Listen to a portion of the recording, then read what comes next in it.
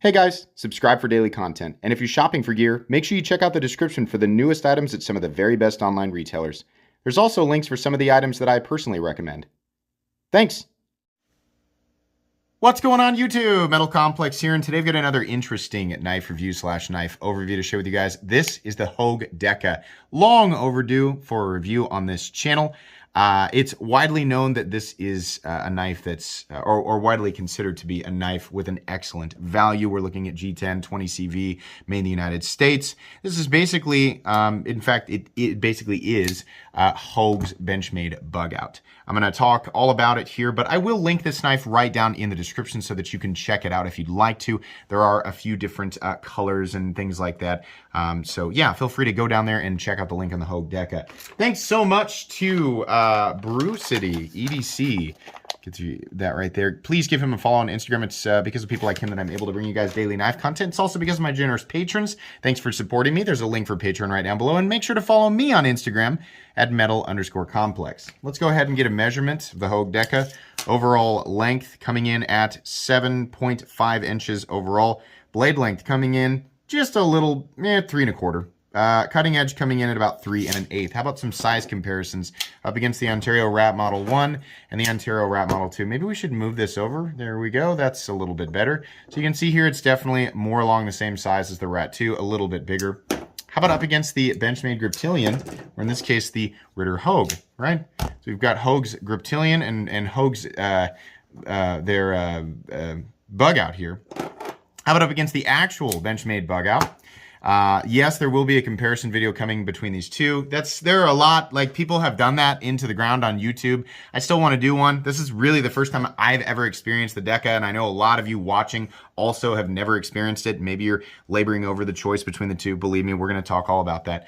Yeah, so there you go. Definitely almost exactly the same overall size as the Bug Out, but you can see there are some differences there. And last but not least, the Spyderco PM2 and the Spyderco Para 3. Absolutely closer to the size of the Spyderco Para 3. How about carry profile, thickness up against the Spyderco Para 3? You can see here it is a little bit thinner. How about the thickness up against the Bug Out? Now, these are aftermarket scales, but the scales are pretty darn close to, the actual thickness, right? So the Deka appears to be a little bit thicker, right? But a knife of this size, I don't know. It's hair splitting when this is a small compact knife, right? Length and height up against the PM2 and Para 3, you can see here that nowhere near as tall, and it's no longer than the body of the Para 3. Should be easy to carry. What are we looking at for materials? In this case, G10, hallelujah. Not that hollow stuff, the grivery that we see on the standard Benchmade Bug Out. We do have steel cartridge liners in there. I'll give you guys a look here. You can get my flashlight down in the description. Whoops, stuck to my ring there. But yeah, we do have some cartridge liners in there. Can you see? Yeah, that little line right there. Go about halfway. And then the blade steel is CPM at 20 CV. We'll measure blade stock thickness here really quick. We are definitely looking at a thin blade. Blade stock thickness on the Deka coming in at 90 thousandths. So, not a thick blade. Weight. Weight on this guy was 2.72 ounces. Hold on. Let's get this up here. Sorry. Yeah, 2.68 ounces. But my Bug Out weighs 1.87 ounces. This we're kind of in a territory where an ounce, in my book, right? You do with this what you will. In my book, the reason I say anything under 3 ounces is ultra lightweight is because it stops mattering to me. The difference between a 1.8 ounce object and a 2.8 ounce object is basically nothing to me. Now, you get up into the 5, 6, 7 ounce zone, and every ounce that's added on top of that, you notice it, right? Because it's already big. This is a small and compact object. So yes, the standard Bug Out weighs less than the Deka, but I think that is one of the most trivial details to consider when you are looking at this knife. People are going to disagree with me. You will not change my mind. I know that sounds like a challenge and you want to take an attempt at it. I promise you, you will not change my mind. I do not care about which one is lighter. I think when it comes to function and design, there are so many other things to consider than whether or not that 1 ounce is going to matter. You know, yeah, if you're hiking and you got pots and pans and crap hanging off of you, all right, well, then maybe that ounce matters. But 99.9% of people watching this, considering buying it, it's a question of, is it light and compact or is it not? And the answer is it is. It will work for you. And the difference between this and the bug out is not something that, you know, it should make or break your decision. Anyways, yeah, so this has got good ergonomic lines and good action. In fact, you know, this one of those knives where you just pick it up and automatically everything is just in the right place, right? It's a lot like the Rat or the Bug Out or the Griptilian or the Para 3, right? All those knives that you pick it up and it just feels like a knife that you've, you know, had in your life for 20 years already. The thumb stud's in a good place. It's easy to catch your finger, nice and snappy. The action's really good. This is the Hogue Able Lock, which is essentially exactly the same thing as the Benchmade Axis lock. There's a lot of hardware all over this, and I know people, you've gotten to this point 6 minutes in, right? And you're like, he's reviewing this, he probably doesn't know there's a new one coming. Yeah, if you don't know, there is a new Hogue Deka coming, and I think they have vastly reduced the hardware. We didn't do the hardware check, I forgot about that. But yeah, there's a lot of screws on this guy, which is definitely something that I would have critiqued harder before I knew that there was a new one coming. I'm still going to critique it. This is way too much, obviously. But they know that. T8, T8, T8. Here's the nice thing. All of these are T8, including like the pocket clip screws. So you have 3 screws for standoffs, and then you have 2 screws holding in the cartridge liner, right? 10 screws, my goodness. And then the pivot. Everything's T8 though, right? So there you go. This one is going to have a lot of hardware.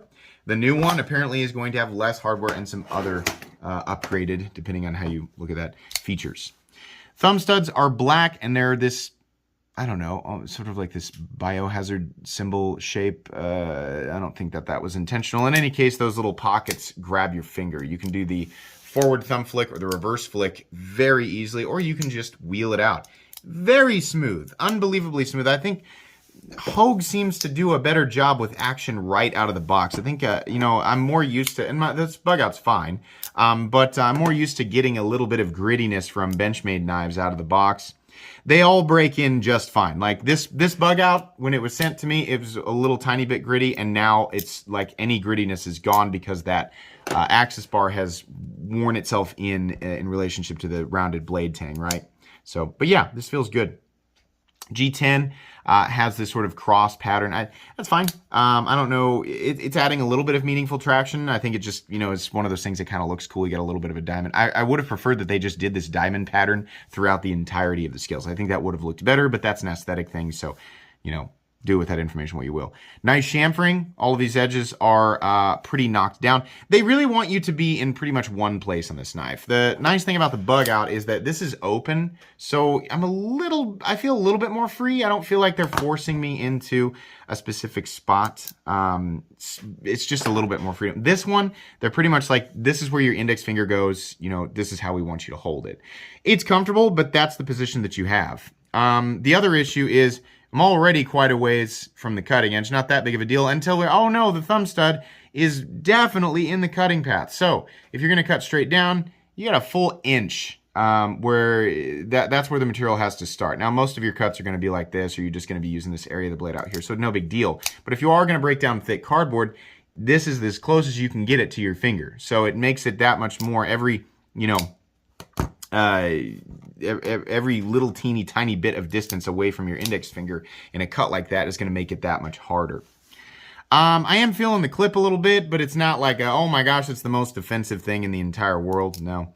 The nice thing is they did a little filler tab here, which some people love and some people hate. Honestly, it doesn't bother me at all as a Hinderer fan, but I can understand why some people might not like it. The little filler tab can be swapped over. The pocket clip can go on the other side, and since the lock is ambidextrous, it makes the entire knife ambidextrous as well. So really, really cool. I like that. The blade looks great. Tumbling on the blade looks awesome. Nice, I guess we're going to call this a drop point blade. Flat that carries out about 50% the length of the blade. Like I said, very thin. Definitely not a blade that you want to go jamming into something and prying around, especially considering the blade steel is 20 CV, which is great for edge retention and corrosion resistance, but not great for toughness. So, a tip with not very tough geometry and a composition that is not known for being super tough, just cut with it. That's what you should be doing with the knives anyway. But nice and thin behind the edge as well. This is going to be a good performer. I think the bug out is a little bit thinner behind the edge. We're going to save the main full comparison for when the new Deka comes out, but I think it's still important to have handled and talked about this one so that not only, for myself to have experience with it, but just so other people can get this information and decide, if they want to go ahead with this one or if they want to wait for the new one. Anyways, moving on here. Yeah, blade looks good. It says Hogue, USA, and Deka. I don't know that we need to have the name of the knife on there. Eichwitz design and CPM at 20 CV. The value here is excellent. This is the base version of the Deka G10. That's definitely something that I prefer over the Grivery scales. People will argue, but the quality, feeling of G10 I think is preferable.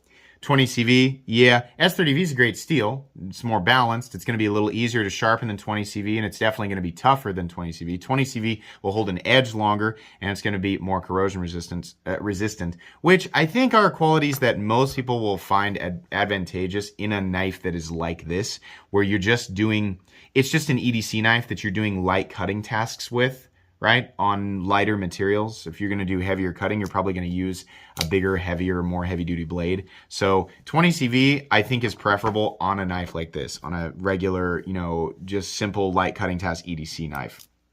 So that's definitely good. Aesthetically, I got to admit, I think the Deka is a little bit on the ugly side. The bug out definitely is a bit more handsome. Everything just looks a little bit more blocky and rough, right? The bug out just looks like a little bit more stylish knife, right? But that's eye of the beholder for sure. There's a lanyard hole if you want to put a lanyard on it. The pocket clip kind of looks like an afterthought. It doesn't really look like it goes with anything. It just looks like a clip, right? But it works. It definitely does work in and out of the pants, no problem. I wish the bill was a continuous rise, but it isn't, right? It's a good solid B of a clip. Nothing spectacular, but definitely good enough. Lockup, completely and totally solid. Always happy to see that, especially when with such a small blade and a small compact design. Centering is also spot on. Very good. Yeah, so not much to complain about here. Really, truthfully, we don't need to go much further. The biggest downside to this is, wow, it has a whole lot of hardware. Way too much hardware, but it sounds like in the new one they're going to address that along with some other little things. Yeah, I wish that there was a little more ergonomic freedom. I don't like being like shoved into this. They're like, you have to have it. I wish that this was knocked down a bit. I wish that I didn't have to be so far away from the cutting edge.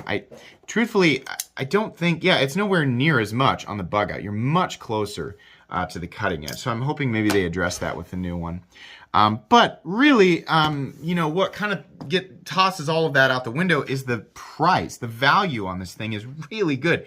US made, G10 and 20 CV, coming in at $140. The standard bug out in Grivery and S30V is like $120 to $130, something like that. Maybe a little bit more depending on the version that you get. If you want G10 and 20 CV in a bug out, you're going to pay a lot more money for it. What is it? 170, 180, something like that? It's a lot more money. Now, some people are going to look at that and go, well, it's worth it to me just for the style of the bug out, right? Again, I'm still going to do a full comparison video. This is a really expensive bug out. This was one that was done on the custom shop, and then I added Flytanium scales to it. So with the bug out, you have the option for customization, way more customization, but you're going to pay for it. If you're just reducing it to the materials, right, the design itself is very good. They're both made in the United States, and then you bring it down to materials. The Deka is absolutely, no questions asked, it's a better value. But some people will pay for aesthetics. I'm going to link both the bug out and the Deka down in the description so that you guys can take a look at everything that is available and then make your own judgment call. Which is the better design? Of these two, the bug out has a lot of really good design features. It isn't that much better than the Deka, though, where I'm like, yeah, you should definitely spend, to get the same materials, $40 more. Like, I don't think it's that much better. The Deka is still a solid design. Just by itself, even if we weren't comparing it to the bug out, right? This is a positive knife review. This is a good knife. That it's got an excellent value, and it's made in the United States. This is really good. It's absolutely recommendable, right? But versus the bug out, I think the design of the bug out is better. Does that mean you should pay that much more? Not necessarily. It's going to come down to personal choice. Yeah, $140, no problem. I mean, it's not like Hogue is no stranger to, having great designs for great prices. I think they have some of the best pricing for U.S. knives in existence. In fact, the Ritter Hogue right here, the RSK MK1 G2 or Mach 1 G2, is still one of the best value knives, and it's also still kind of the point of diminishing returns for me when it comes to knives. I think Hogue as a whole, the company is so underrated. Absolutely underrated. This is one of those knives that you could buy and never really need another knife. Yeah, it's got Omega springs. Yeah, there's a small chance they could fail. I don't know what Hogue's warranty situation is, but I would venture to guess if something goes wrong with the Omega springs and it wasn't you being dumb with a knife or abusing it, if it failed on its own, then they would probably, help you out with that. But you'll need to contact Hogue if that's the case. But anyways, yeah, the original Deka is a good knife. I'll be very interested to find out, how the new one compares with this one and how they have changed or updated it. Definitely excited to see less hardware. That's just crazy. But yeah, I mean, if you don't want to wait, like, is it worth spending $140 on this thing right now? Maybe a little bit more if it's one of the more flashy ones. Yeah, this is still a really good knife. It's definitely not like, a knife that we should forget about.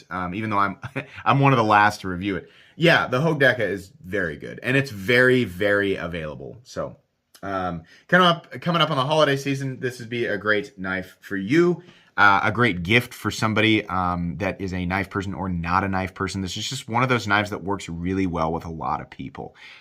So, yeah, 2 thumbs up for the Hogue Deka, absolutely. Guys, that's going to be pretty much it today. Please make sure to follow me on Instagram at metal_complex. If you enjoyed this video, leave a like. If you'd like to check out my other content, I, of course, have lots of videos of knives that are either expensive or inexpensive that I do or don't like, so check those out. And if you enjoy all my content, go ahead and click on that Metal Complex logo right there and subscribe because there's definitely more coming. Thanks again for watching, everybody, and have a great day.